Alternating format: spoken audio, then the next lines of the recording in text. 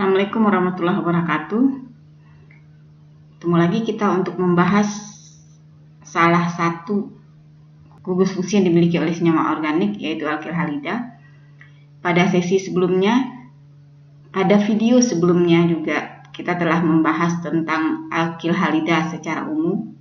Kita telah membahas tentang tata nama, penamaan dari alkil halida, kemudian cara pembuatan alkil halida, kemudian ada beberapa reaksi dari alkil halida. Pada sesi ini kita membahas khusus tentang reaksi substitusi dan eliminasi dari alkil halida. Alkil halida bisa melakukan dua jenis reaksi ketika diserang oleh nukleofil. Yang pertama, reaksinya itu adalah tipikal reaksi substitusi. Reaksi substitusi. Pada reaksi substitusi itu, atom elektronegatif atau gugus penarik elektron digantikan oleh gugus fungsi yang lain. Gugus fungsi yang lain itu adalah nukleofilnya. Seperti kita lihat pada alkil halida, atom elektronegatifnya adalah halogennya. Maka C dengan halogen akan putus, digantikan membentuk C dengan nukleofil yang barunya, dengan gugus fungsi yang baru yang merupakan nukleofil. Yang kedua, reaksinya adalah eliminasi. Pada reaksi eliminasi, atom elektronegatif atau gugus penarik elektron dihilangkan bersamaan dengan hidrogen dari karbon yang berdekatan.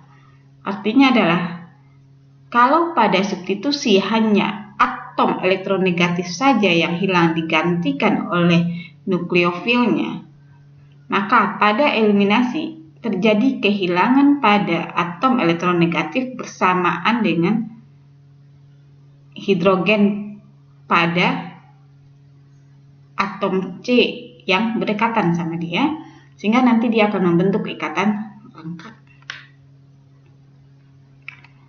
Sekarang kita coba lihat substitusi nukleofilik. Kenapa kita substitusinya itu nukleofilik? Karena alkil halida bisa mengalami reaksi substitusi ketika pereaksinya, reagennya itu adalah nukleofil.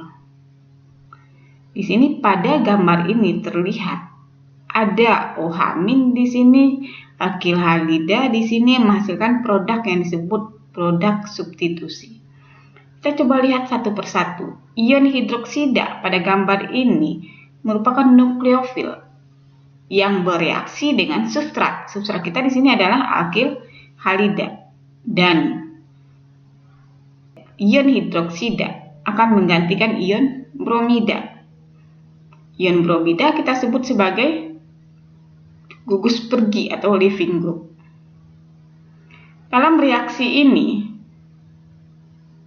satu ikatan kovalen terputus dan satu ikatan kovalen baru terbentuk. Ikatan kovalen yang terputus adalah antara, kemudian terbentuknya itulah dengan nukleofilnya. Berarti ini CH3 halogen putus kalau di sini contohnya, kemudian akan digantikan ikatannya oleh nukleofilnya. Kalau kita lihat secara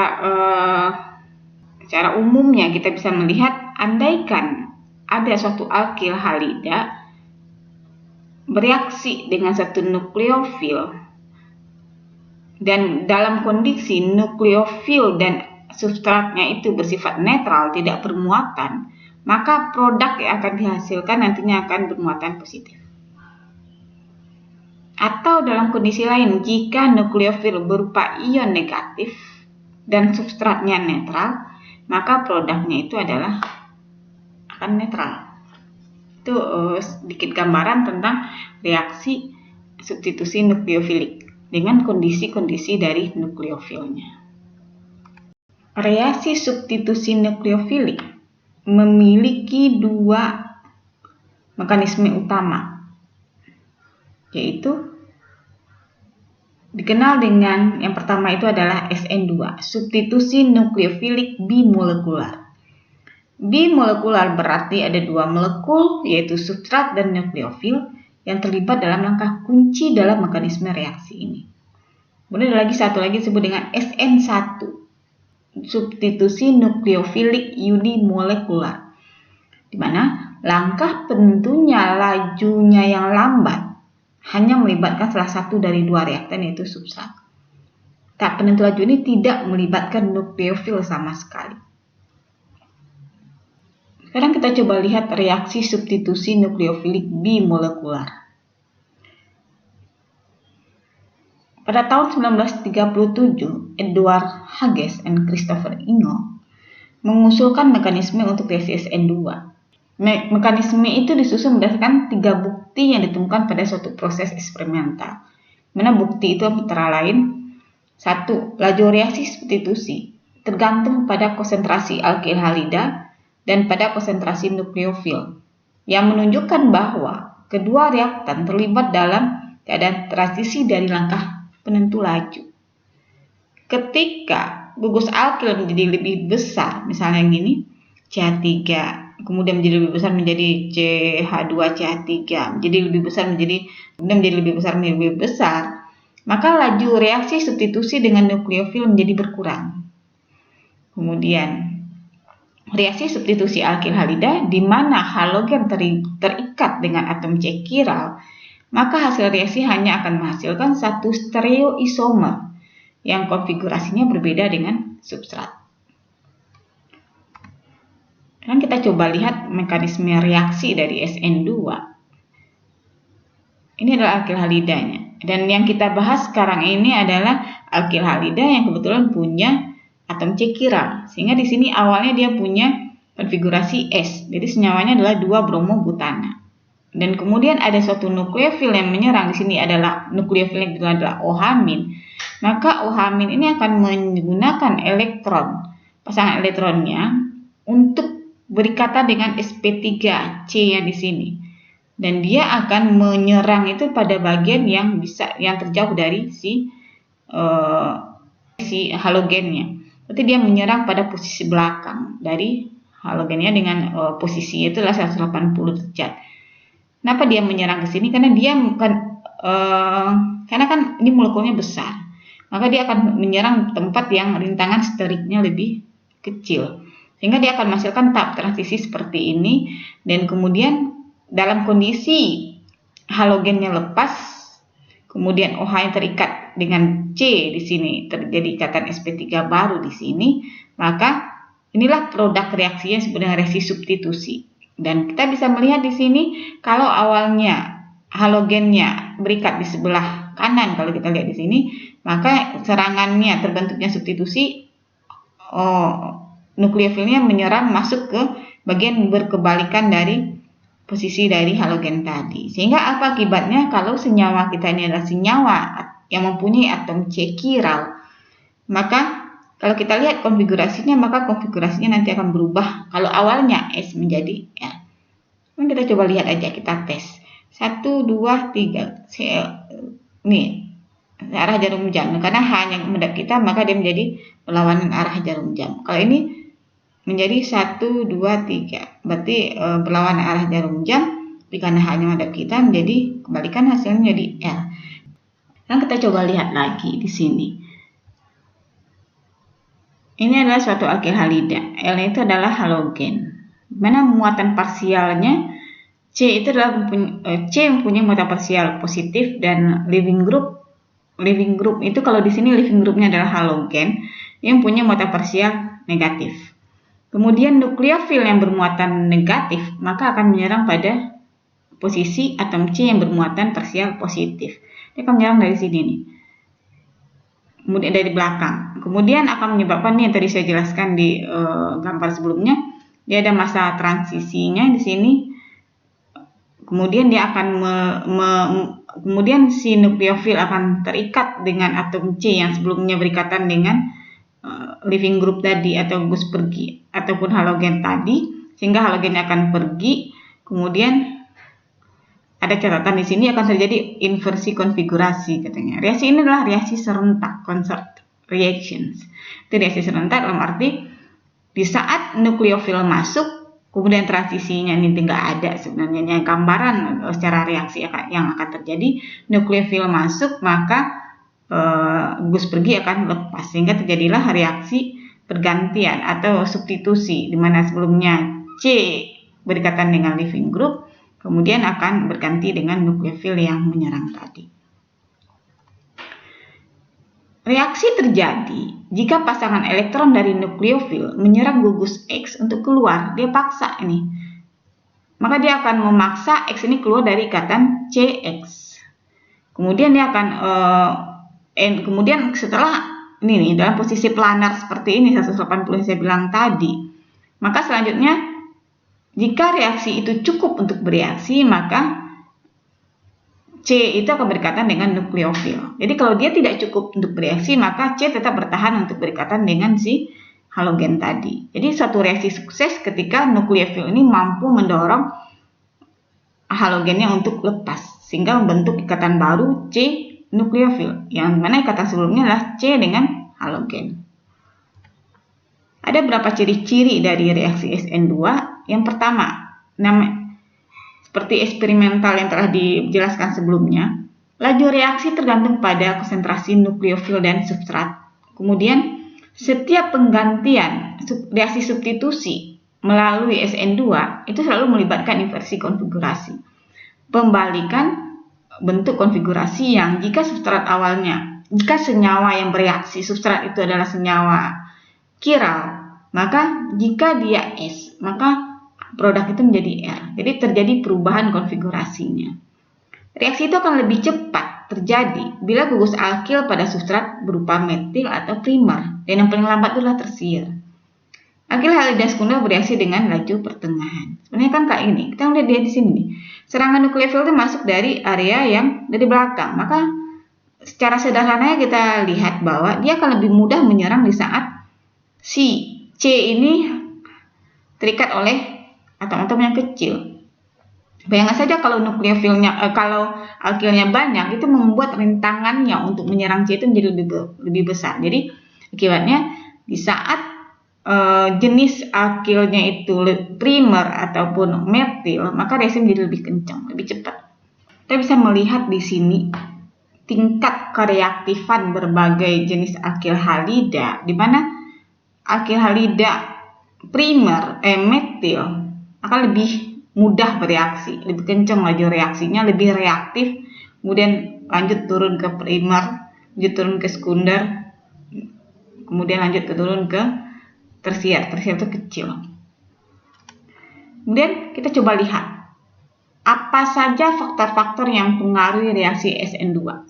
Yang pertama, faktornya itu adalah gugus perginya, leaving groupnya. Kemudian nukleofilnya. Yang ketiga adalah pelarutnya. Yang kita coba lihat pengaruh gugus pergi terhadap reaksi SN2. Jika alkil halidanya adalah alkil iodida, alkil bromida, alkil klorida, dan alkil fluorida dengan gugus alkil yang sama, kemudian bereaksi dengan nukleofil yang sama, dan dalam kondisi yang sama, maka ditemukan bahwa alkil iodida adalah yang paling reaktif dan alkil fluorida yang paling tidak reaktif. Berarti leaving group, gugus pergi yang dimiliki oleh substrat, yang dimiliki oleh senyawa yang akan kita reaksikan, alkil halida itu akan mempengaruhi laju reaksi. Jadi kalau misalnya dari di antara berapa alkil halida ini, maka yang paling reaktif itu adalah kalau dia sama semua ya, alkilnya sama semua, tapi yang berbeda itu hanya halogennya, maka yang ditemukan yang paling reaktif itu adalah iodida. Kemudian menurun ke Br, menurun ke Cl, menurun ke fluorida. Jadi berdasarkan gugus perginya, maka yang paling gugus pergi yang paling reaktif adalah iodida. Kemudian yang kedua, pengaruh nukleofil terhadap reaksi SN2. Ketika kita bicara tentang atom atau molekul yang memiliki elektron pasangan bebas, kadang-kadang kita menyebutnya itu basa, dan kadang-kadang molekul yang punya pasangan elektron bebas itu kita sebut sebagai nukleofil. Sebenarnya ada perbedaan nggak sih antara basa dan nukleofil? Coba kita lihat. Kebasaan itu adalah ukuran seberapa baik suatu senyawa atau basa itu membagi pasangan elektronnya dengan proton. Semakin kuat, semakin baik berbagi elektronnya. Kebasaan diukur dengan konstanta kesetimbangan yang menunjukkan kecenderungan asam konjugat dari basa yang mengandung proton. Kalau nukleofilisitas itu adalah ukuran seberapa mudah suatu nukleofil mampu menyerang atom yang kekurangan elektron. Nah, ini bisa diukur dengan konstanta laju. Kalau tadi diukur dengan konstanta, kalau kebasaan diukur dengan konstanta disosiasi. Dalam kasus reaksi SN2, nukleofilisitas adalah ukuran seberapa mudah nukleofil itu menyerang karbon sp3 yang terikat dengan gugus pergi, atau seberapa mudah nukleofil itu menyerang karbon sp3 yang sebelum terikat dengan gugus halogen.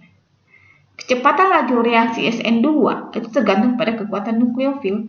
Semakin baik nukleofil, maka semakin cepat laju reaksinya. Ini adalah beberapa nukleofil atau basa yang bisa digunakan untuk reaksi substitusi dengan alkil halida. Ada yang bermuatan negatif, ada yang netral. Jadi nukleofil itu tidak semata harus bermuatan negatif. Dia bisa berasal dari senyawa netral. Molekul dengan muatan negatif merupakan basa yang lebih kuat dan nukleofil yang lebih baik daripada molekul yang memiliki atom penyerang yang sama, tetapi netral. Contohnya di sini OH-. Ini kan muatan negatif. Dan dia juga H2O. Di sini juga dibilang OH- adalah basa yang lebih kuat dan nukleofil yang lebih baik daripada H2O. Ini alkoxidanya. Basa digambarkan kuat atau lemah, sedangkan nukleofil digambarkan baik atau buruk. Sekarang kita coba lihat pengaruh pelarut terhadap reaksi SN2. Jika reaksi dilakukan dalam pelarut polar aprotik, artinya pelarut polar aprotik itu adalah molekul pelarut polar yang tidak mempunyai ikatan hidrogen dengan oksigen atau nitrogen, maka hubungan antara kebasaan dan nukleofisitas tetap dipertahankan. Basa kuat masih merupakan nukleofil yang baik. Oleh karena itu, ion iodida yang merupakan basa lemah merupakan nukleofil terburuk antara ion halida dalam pelarut polar aprotik. Namun jika reaksi dilakukan dalam pelarut protik, artinya molekul pelarut polar memiliki hidrogen yang terikat pada oksigen atau nitrogen, hubungan antara kebasaan dan nukleofilisitas menjadi terbalik. Atom terbesar, atom yang paling terpolarisasi, adalah nukleofil terbaik meskipun merupakan basa terlemah. Oleh karena itu, ion iodida basa terlemah adalah nukleofil terbaik dari ion halida dalam pelarut polar protik. Ya, kita bisa melihat di sini. Ini adalah basa-basanya yang peningkatan ukurannya itu, mana I lebih besar daripada Bl, lebih besar dari Cl, lebih besar dari F. Mana dia berbanding terbalik dengan tingkat kebasaan. Jadi yang paling basa itu adalah F, Cl, Br, dan I2. Dan kalau dalam pelarut aprotik, ini peningkatan kebasaan itu berbanding lurus dengan peningkatan nukleofilisitas. Jadi suatu basa kuat adalah nukleofil yang baik. Itu kalau di dalam pelarut aprotik polar. Tapi dalam pelarut protik, basa kuat adalah nukleofil yang jelek. Oleh karena itu, pelarut yang paling cocok untuk reaksi SN2 itu adalah pelarut polar aprotik. Contohnya apa? DMSO. Itu salah satu contoh dari pelarut polar aprotik. Dan kita coba lihat kesimpulan untuk reaksi SN2. Kalau kita lihat dari segi substratnya, karena kita lihat tadi SN2 itu adalah reaksi substitusi nukleofilik bimolekular. Bimolekular maksudnya adalah suatu reaksi tergantung kepada substrat dan nukleofilnya. Jadi apanya dari substrat itu yang akan mempengaruhi reaksi. Jadi jenis substrat alkil halida ini akan mempengaruhi laju reaksi. Jadi substrat yang primer, metil itu akan berlangsung lebih cepat dibandingkan dengan yang sekunder ataupun tersier. Dan nukleofil yang mana yang mempengaruhi? Nukleofil bermuatan negatif biasanya lebih reaktif daripada netral. Sehingga pada reaksi SN2 lebih sering digunakan dalam kondisi basah. Kemudian leaving groupnya, Kuspergi. Karena kita lihat tadi di mekanisme reaksi, di saat nukleofil menyerang, dia akan memaksa si gugus pergi atau halogen tadi untuk lepas dari C. Jadi semakin cepat dia lepas, semakin mudah dia lepas, semakin bagus leaving groupnya, maka reaksi makin cepat terjadi. Kemudian pelarut, tadi saya bilang bahwa pelarut yang paling cocok adalah pelarut polar aprotik. Contohnya adalah DMSO seperti itu, ataupun aseton. Karena pelarut polar aprotik akan tetap mempertahankan hubungan yang sebanding antara kebasaan dengan nukleofilisitas. Suatu basa yang kuat pasti adalah nukleofil yang baik. Sekarang kita coba lihat reaksi substitusi yang kedua, yaitu substitusi nukleofilik unimolekular atau dikenal dengan nama SN1. Reaksi mencapai hasil yang sama seperti reaksi SN2, yaitu terjadi substitusi gugus pergi oleh nukleofil, tapi berbeda secara mekanisme. Jadi secara produk nanti akan sama, tapi secara mekanisme akan berbeda. Unimolekular, kan yang berbedanya itu adalah sama-sama SN, yang satu SN1, satu lagi SN2. Jadi unimolekular pada SN1 itu bisa disimpulkan karena data kinetik dari suatu eksperimen menunjukkan bahwa hanya satu spesies yang terlibat dalam langkah penentuan kecepatan reaksi, yaitu hanya substrat saja. Beda dengan SN2 di mana laju reaksi itu sangat ditentukan oleh substrat dan nukleofil. Maka pada SN1 laju reaksi hanya ditentukan oleh substrat. Sekarang kita coba lihat bagaimana mekanisme reaksi dari reaksi SN1. Kita coba lihat di sini. Katanya adalah langkah pertama dari reaksi SN1 itu adalah hilangnya gugus pergi atau leaving group yang akan mengubah polarisasi awal yang parsial positif, parsial negatif dalam satu molekul menjadi bermuatan penuh. Ini kita lihat di sini. Hilangnya, perginya, namanya leaving group itu pergi, secara spontanitas terjadi pemutusan ikatan antara CBr, mana reaksi ini berlangsung dengan sangat lambat, mana dia nanti akan menghasilkan yang pada awalnya dia hanya muatannya adalah parsial positif dan parsial negatif, karena Br ini kemudian keluar, terputus ikatan dan dia akan pergi dengan membawa elektron sehingga dia menjadi C itu bermuatan full. Berarti akan menghasilkan suatu senyawa yang disebut dengan karbokation, yaitu atom C yang di sini yang kehilangan elektron akan bermuatan positif. Nah, kita coba lihat. Setelah karbokation reaktif terbentuk, karbokation tersebut dengan cepat diserang oleh nukleofil sehingga menghasilkan produk akhir. Jadi setelah terbentuk karbokation, selanjutnya baru nukleofil datang menyerang sehingga nanti langsung terbentuk produk akhir.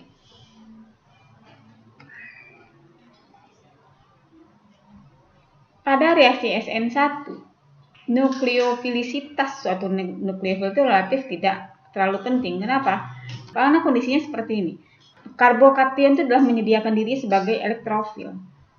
Elektrofil yang kuat karena dia bermuatan positif, sehingga nukleofil yang menyerangnya tidak kuat pun, tidak nukleofil yang baik pun, ataupun tidak basa kuat pun, tetap akan bisa terikat dengan karbokation ini. Jadi mau kuatkah basanya, mau baguskah nukleofilnya, tetap akan terjadi next step-nya itu akan terjadi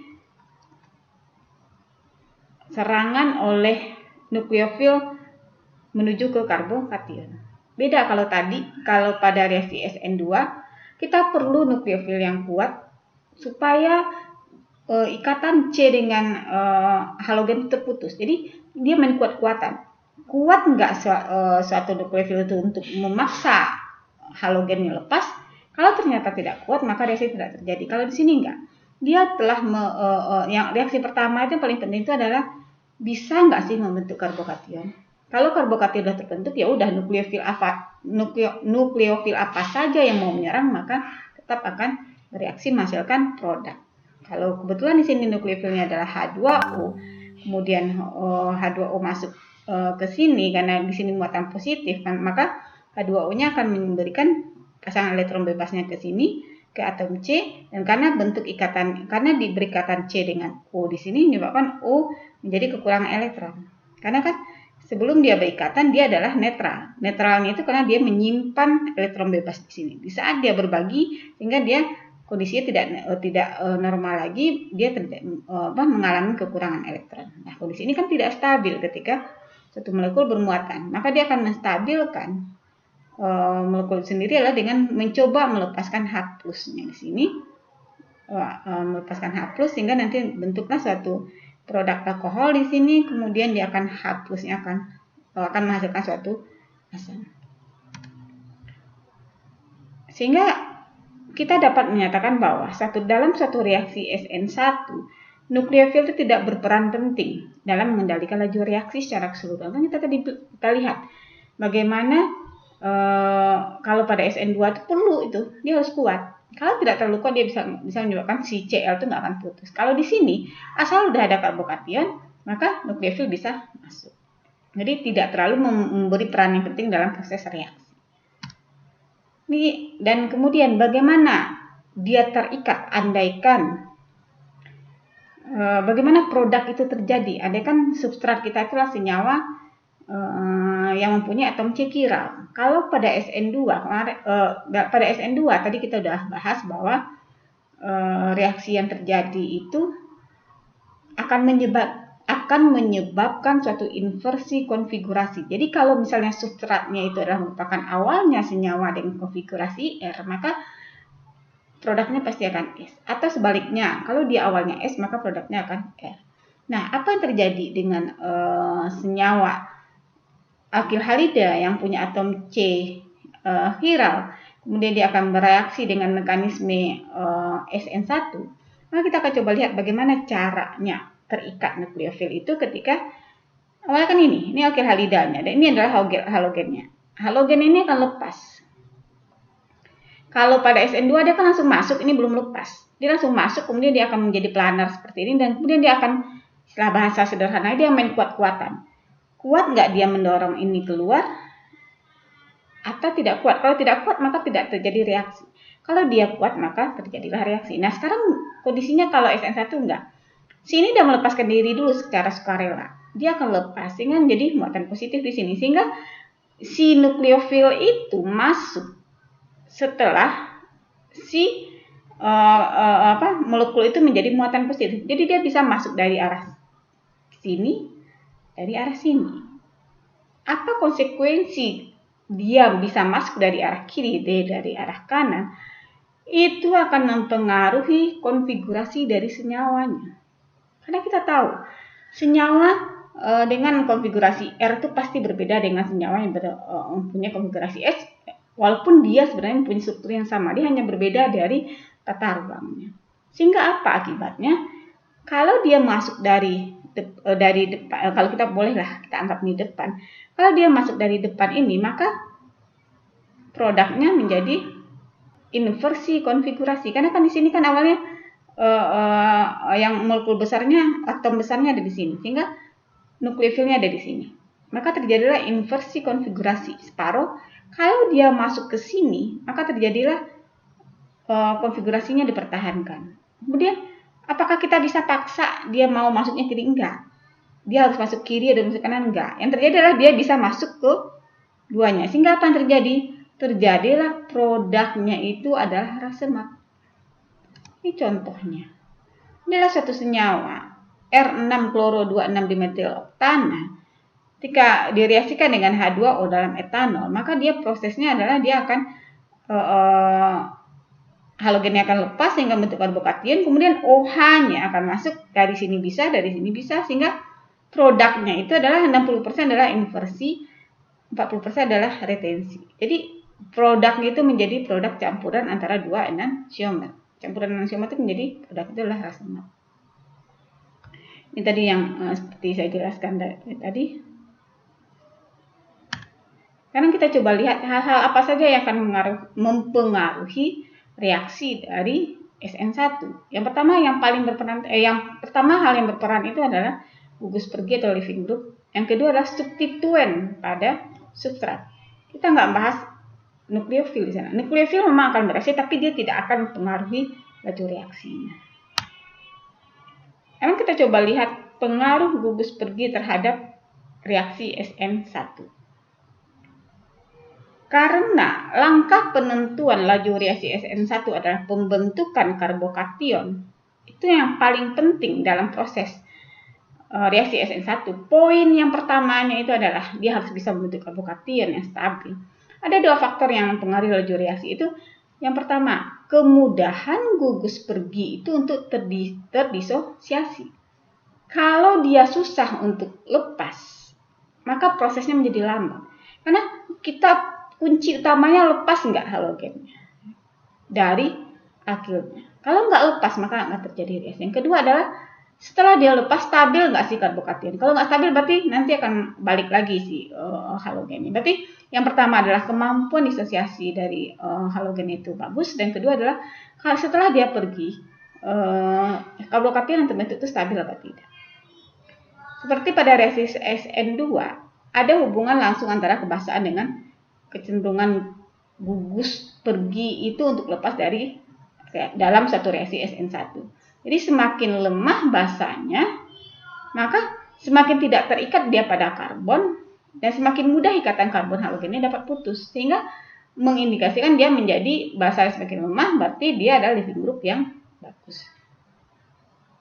Berarti ini urutan reaktifnya, ini adalah yang paling reaktif, kemudian Ri alkil iodida yang reaktif, kemudian bromida, Cl, dan fluorida. Sekarang kita coba lihat pengaruh substituen terhadap reaksi SN1. Mekanisme reaksi SN1 membutuhkan langkah awal kehilangan gugus pergi untuk membentuk reaktif karbokation. Bukti eksperimental mengenai laju relatif untuk reaksi SN1 dari halida dapat kita lihat pada tabel di bawah ini. Kalau halidanya itu adalah primer, mau CH3 atau primer yang lain CH3, CH2, maka kalau kita lihat relatif kecepatan reaksi itu kita anggap sebagai 1.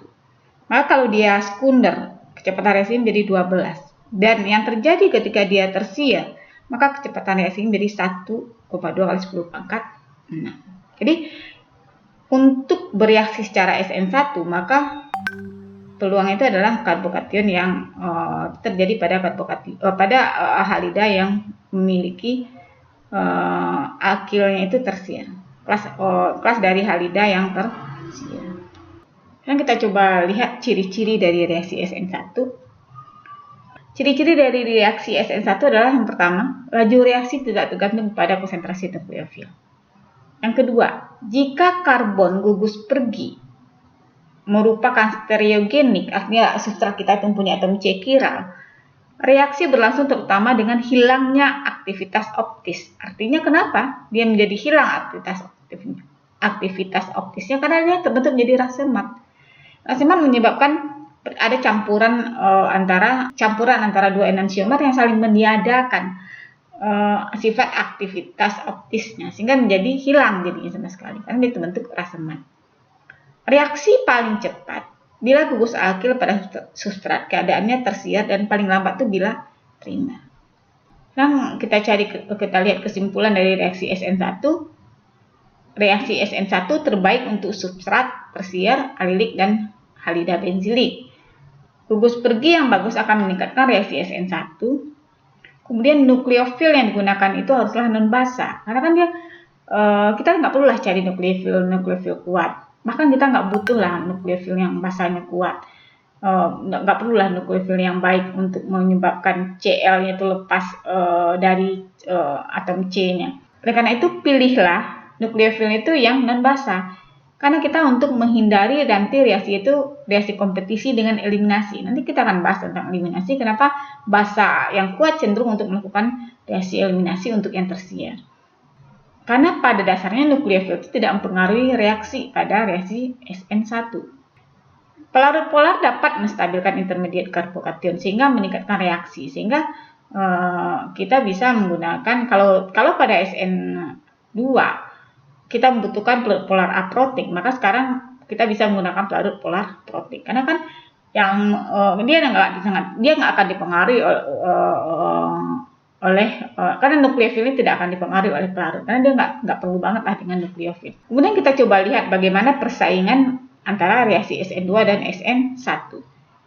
Kalau kita lihat SN2 itu dia terjadi melalui mekanisme satu langkah.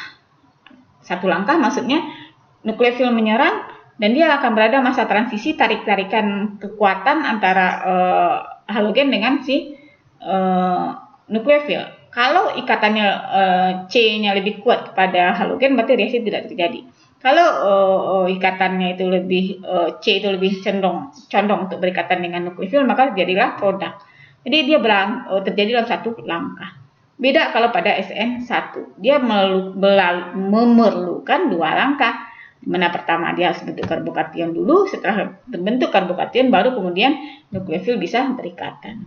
Jadi tolong dibedakan, SN2 dia dua tapi hanya satu langkah. Kalau SN1 malah dia dua langkah. Kemudian kalau di sini ini bimolekular, artinya adalah dia butuh yang mempengaruhi itu substrat dan nukleofil. Kemudian kalau SN1 yang mempengaruhi kecepatan laju reaksi itu hanya substratnya saja. Kemudian kecepatan reaksi itu akan menurun dengan peningkatan dari rintangan steriknya. Seperti saya bahas di SN2, ketika atom C-nya itu atom C tempat halogen itu terikat, kemudian dia punya banyak alkil melindungi atom C tersebut, maka reaksinya menjadi lebih susah. Sehingga yang bagus itu adalah alkil primer, alkil halida, metil halida ataupun alkil halida primer, karena kan alkilnya sedikit, gitu. Rintangan steriknya menjadi lebih kecil. Kalau sini produknya itu kecepatan itu berkurang, kecepatan reaksi itu berkurang kalau karbokation yang terbentuk itu tidak stabil. Dan seperti kita tahu karbokation stabil itu terbentuk kalau dia bisa membentuk karbokation itu karbokation tersier, gitu.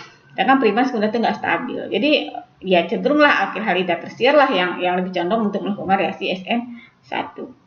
Bicara tentang produk, andaikan substrat kita itu mempunyai atom C chiral, maka kalau pada SN2 terjadi inversi konfigurasi, jadi perubahan bentuk konfigurasi dari senyawa asal, ketika produk konfigurasinya langsung berubah.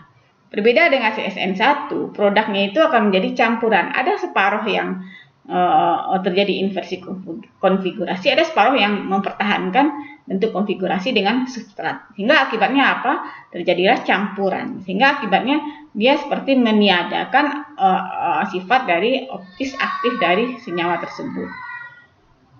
Kemudian living groupnya sama ya pengaruhnya. Kemudian alkil halidanya ya metil, primer dan sekunder, dia cenderungnya untuk melakukan suatu reaksi SN2. Sedangkan kalau SN1 itu hanya tersier. Kemudian nukleofil yang bagus, yang baik akan menyebabkan kecepatan reaksi itu menjadi lebih cepat. Kalau ini kekuatan dari suatu nukleofil itu tidak akan mempengaruhi sama sekali pada kecepatan reaksi. Kemudian hukum laju reaksi memungkinkan kita untuk menentukan apakah suatu substrat yang akan kita reaksikan itu akan melewati suatu proses mekanisme SN2 atau SN1. Kita bisa prediksikan. Yang harus kita perhatikan di sini adalah untuk alkil halida primer ataupun metil halida yang tidak dapat membentuk karbokation stabil, maka satu-satunya reaksi yang terjadi adalah reaksi SN2. Karena dia nggak akan bisa untuk primer dan metil, dia nggak bisa membentuk karbokation yang stabil. Maka kalau kita tahu substrat kita itu adalah metil ataupun alkaloida primer, maka kita bisa prediksikan bahwa reaksinya hanyalah SN2. Untuk karbokation sekunder, dia sedikit lebih stabil daripada karbokation primer. Tetapi tidak cukup lebih stabil untuk membuat konsentrasi nukleofil yang besar dalam reaksi sulfolisis. Karena itu satu-satunya reaksi substitusi yang dialami alkilhalida sekunder itu adalah SN2. Jadi untuk primer, metil halida, dan sekunder, maka dia cenderung untuk melakukan reaksi SN2. Rintangan stearik mencegah halida tersier dari mengalami reaksi SN2. Tadi saya bilang bahwa untuk melakukan satu reaksi SN2, dia perlu rintangan stearik itu kecil. Oleh karena itu, satu-satunya reaksi substitusi yang dialami oleh alkil halida tersier adalah reaksi SN1. Jadi kalau kita punya substrat metil, primer, sekunder, maka kita bisa prediksikan bahwa reaksi yang terjadi melewati suatu proses reaksi SN2. Dan kalau tersier kita prediksikan dia akan melewati proses mekanisme reaksi SN1. Sekarang kita coba lihat, kita udah bahas tentang reaksi substitusi nukleofilik di mana ada SN1 dan SN2. Dan sekarang kita akan membahas tentang reaksi eliminasi. Eliminasi juga ada E1 dan E2. Sekarang kita lihat dulu eliminasi bimolekular E2. Singkatan E2 menunjukkan informasi tentang eliminasi bimolekular. Bimolekular maksudnya data kinetik menunjukkan bahwa dua molekul yaitu substrat dan nukleofil terlibat dalam langkah penentu kecepatan reaksi. Basa atau nukleofil akan mengikat proton dari karbon. Berarti basa akan mengikat proton dari karbon yang di sebelahnya punya karbon yang terikat dengan halogen. Jadi basanya akan membagi elektronnya dengan untuk membentuk ikatan baru dengan proton. Mana proton akan pergi, kemudian protonnya akan meninggalkan elektronnya pada atom C.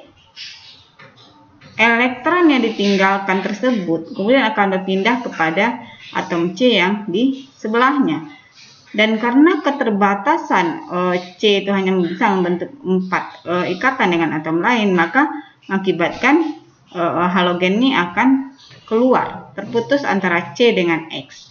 Dan di saat elektron ini membagi ke C ini elektronnya, maka dia membentuk ikatan rangkap. Makanya proses ini disebut dengan eliminasi. Reaksi ini terjadi serentak, basa mengikat proton, proton meninggalkan elektron, elektronnya dipindahkan ke atom C sebelahnya, dan kemudian keterbatasan ikatannya, maka halogen akan lepas. Itu reaksinya serempak, hanya terjadi dalam satu langkah. Kan kita coba lihat mekanismenya. Dari segi di gambar ini bisa kita lihat nukleofil ini dia akan berperan sebagai basa. Oleh karena itulah untuk eliminasi nukleofilnya sebaiknya adalah basa kuat. Sehingga akan mempermudah bagi dia untuk menarik proton yang di sini yang bersifat sebagai asam. Nukleofil akan mengambil asam, kemudian elektron dia tinggalkan membentuk ikatan dengan C, kemudian elektron yang tinggalkannya akan membentuk ikatan dengan C di sebelahnya, membentuk ikatan rangkap, dan dengan sendirinya L akan terlepas karena L ini adalah leaving groupnya. Kemudian ini adalah partial bonding transition state-nya, ini adalah masa transisinya, kemudian ini adalah produknya. Reaksi ini adalah merupakan reaksi serempak, satu langkah saja. Sekarang kita coba lihat elektrofil yang berikatan dengan nukleofil biasanya adalah hidrogen. Sehingga kita dapat anggap nukleofil itu adalah basa. Kebasaan dan nukleofilitas mempunyai hubungan yang erat seperti kita bahas ketika kita bahas tentang reaksi SN2. Mekanisme reaksi E2 memberikan contoh bagaimana nukleofil memberi peran dalam mengarahkan terbentuknya produk reaksi yang berbeda. Misalnya gini, nukleofil itu yang akan menjadi penentu apakah reaksinya itu menjadi SN2 ataupun reaksinya menjadi E2. Kita lihat di sini. Untuk suatu reaksi itu bereaksi secara mekanismenya SN2, nukleofil itu harus berusaha mendekati atom substratnya itu, dia mencari atom C yang terikat dengan satu halogen. Berarti dia akan menuju belakang atom C. yang terikat dengan halogen tadi. Dia akan mendekat pada bagian belakang dari gus pergi. Gus pergi kita adalah halogen, dan kemudian dia menggantikan, dia mendorong supaya CXC dengan halogen itu terputus, kemudian membentuk ikatan C dengan nukleofil. Berarti dia akan berusaha, nukleofil itu haruslah cukup kuat dan cukup bagus untuk bisa masuk ke belakang atom C yang sebelumnya berikatan dengan halogen. Kemudian dia bisa memaksa halogen itu keluar dari ikatannya sehingga si C ini memilih untuk berikatan dengan nukleofil.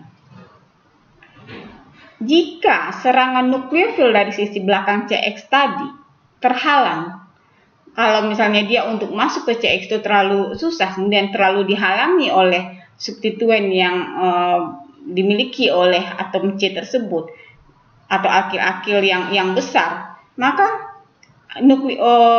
nukleofil itu mungkin, atau bisa jadi karena dia tidak bisa berikatan dengan C yang sebelum berikatan dengan halogen itu karena ada rintangannya, karena mungkin si C itu punya banyak gugus-gugus fungsi yang menyebabkan susah untuk masuk menyerang, atau bisa jadi si nukleofil itu terlalu besar sehingga dia tidak bisa masuk ke bagian belakang dari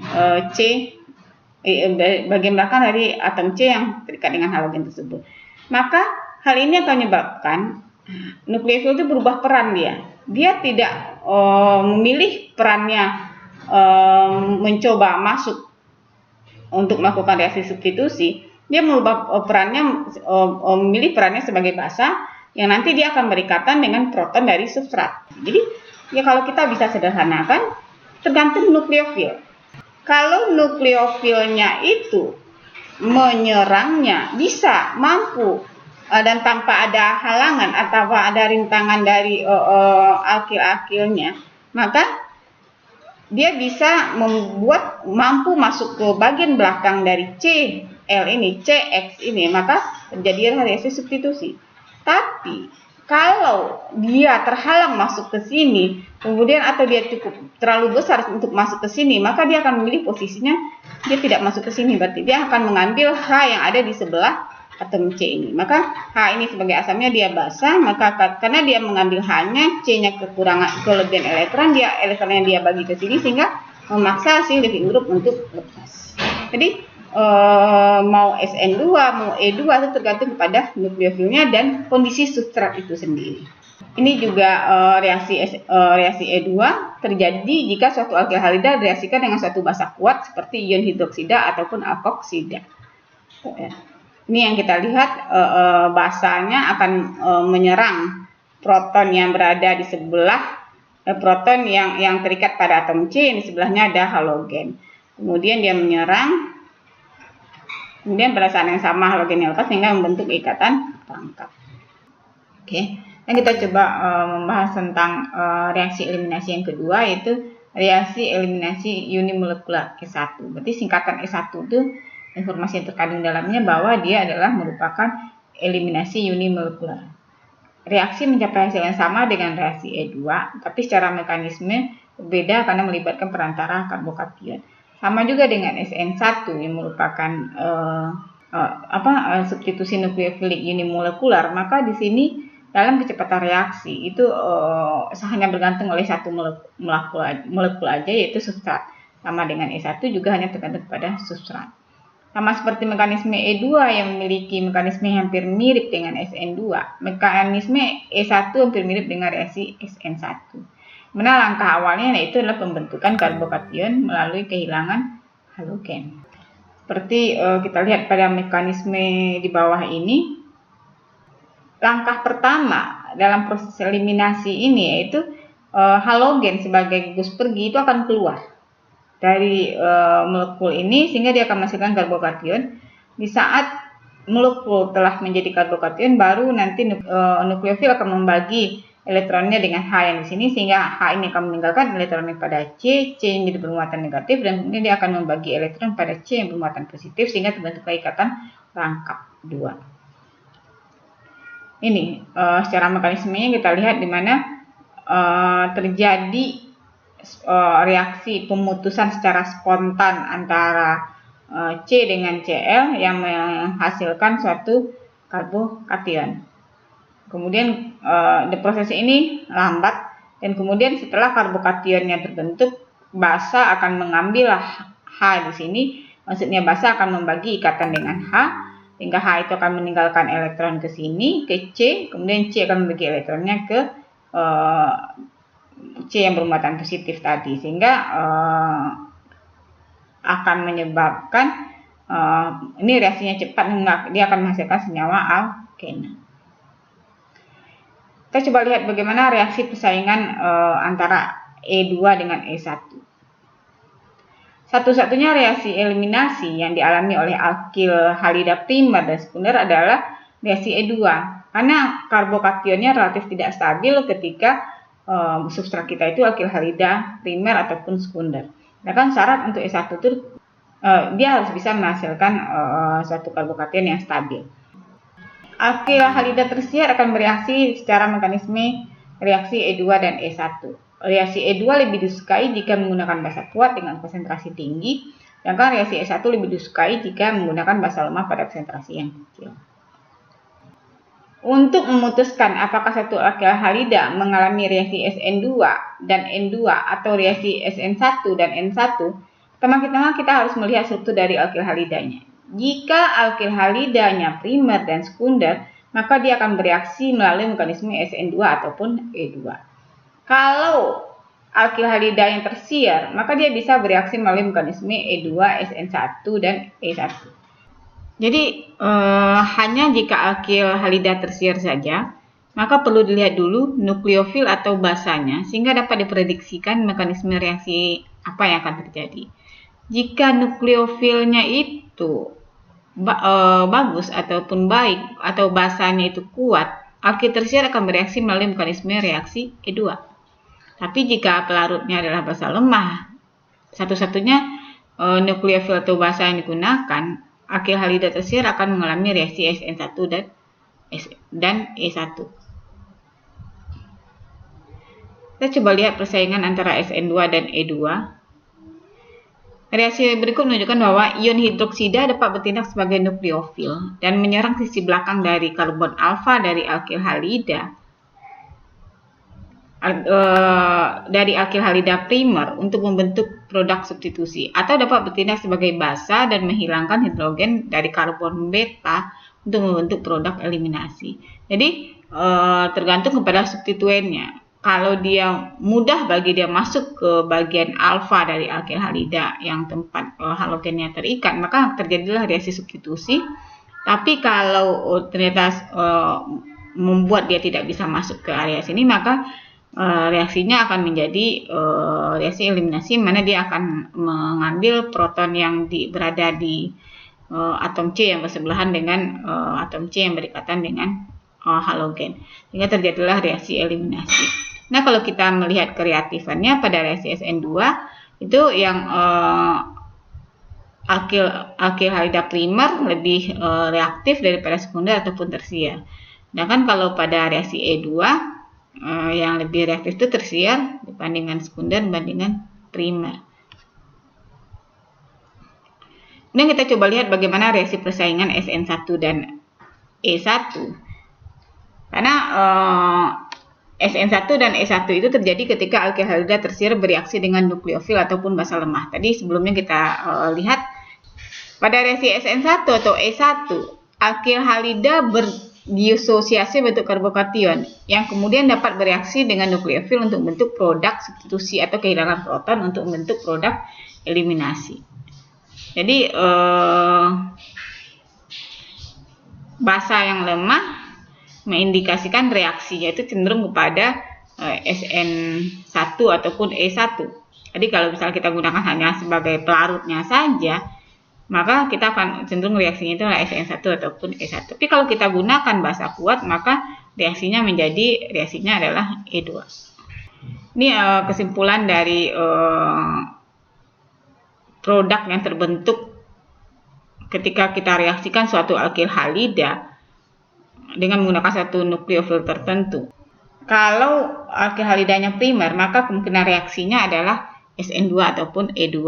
dan dia tidak akan bisa mengalami reaksi SN1 ataupun E1. Kemudian kalau sekunder, dia bisa mengalami proses reaksi SN2, bisa untuk SN2 ataupun E2, dimana jika menggunakan basa yang lebih kuat dan gunakan pada suhu yang tinggi, maka persentase dari eliminasi itu lebih besar. Dia kalau sekunder itu tidak bisa melewati reaksi SN1 ataupun E1 karena dia butuh untuk membentuk satu karbokation. Kemudian kalau tersier, maka hanya reaksi eliminasi saja yang terjadi, tidak bisa untuk SN2. Kemudian bisa untuk reaksi SN1 dan E1. Oke, itulah sedikit yang perlu saya sampaikan tentang bagaimana reaksi substitusi ataupun eliminasi dari suatu alkil halida ketika bereaksi dengan suatu nukleofil. Jadi poinnya adalah suatu alkil halida bisa memilih untuk bereaksi membentuk suatu reaksi substitusi ataupun nanti dia akan menuju reaksi eliminasi. Tergantung kepada nukleofilnya, tergantung kepada substratnya juga, dan tergantung juga pada pelarut yang digunakan. Ada pilihan-pilihan yang kita bisa lihat. Nanti kita bisa memprediksikan reaksi kita ini akan menuju reaksi substitusi ataupun reaksi eliminasi. Dan ini lagi-lagi kalau kita menghubungkan ke farmasi adalah nanti kita misalnya kita dalam merancang suatu obat dan senyawa asal kita adalah misalnya adalah suatu alkil halida, kemudian kita berniat untuk mengubahnya. Apakah kita mau mengubahnya menjadi bentuk melewati suatu jalur mekanisme substitusi, maka kita harus memperhatikan nukleofilnya apa. Ataukah kita mau merubahnya menjadi suatu alkena misalnya, maka kondisi apa yang harus kita perhatikan dari suatu alkil halida yang kita pilih. Saya pikir cukup